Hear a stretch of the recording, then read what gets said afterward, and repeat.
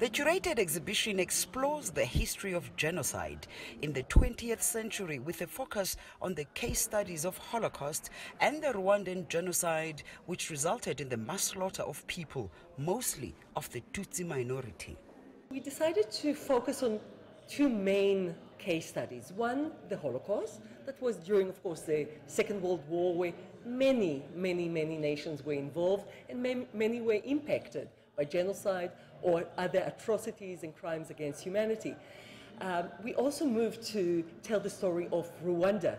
25 years ago this year, the genocide in Rwanda happened exactly at the same time as a South African move to democracy.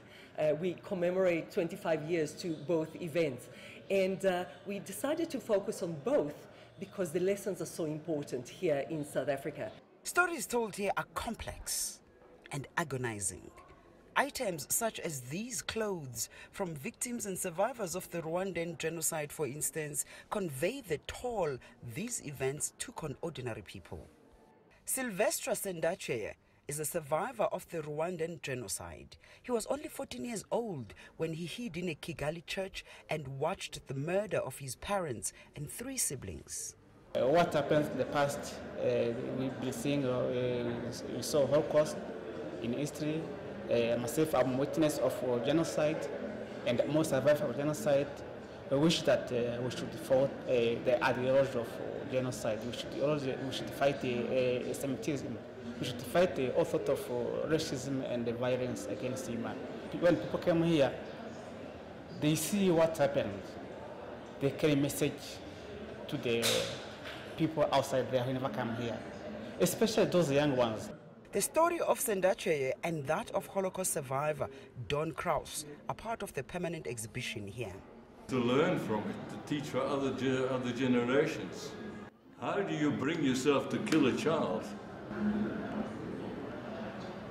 That is the lesson. Never mind what anybody says. There must be something in you that tells you this is wrong, I don't do this. The center director says the center will also feature temporary exhibitions on other genocidal acts, such as the ethnic cleansing in Bosnia in the 1990s, the war in Sudan's Darfur region, and others. We hope the people that will come here, learners, students, educators, the public, will come out really with a determination to become active citizens, activists in society, to become those that will be witnesses of atrocities of the past and carry the message forward that it will never happen again. The center will also teach people about consequences of prejudice, racism, homophobia, xenophobia, and the dangers of apathy and silence. While the events may have happened a long time ago and far away from South Africa, curators here say the lessons are in fact much more important today than ever, lest we forget. Yolisa Njamela for CGTN in Johannesburg, South Africa.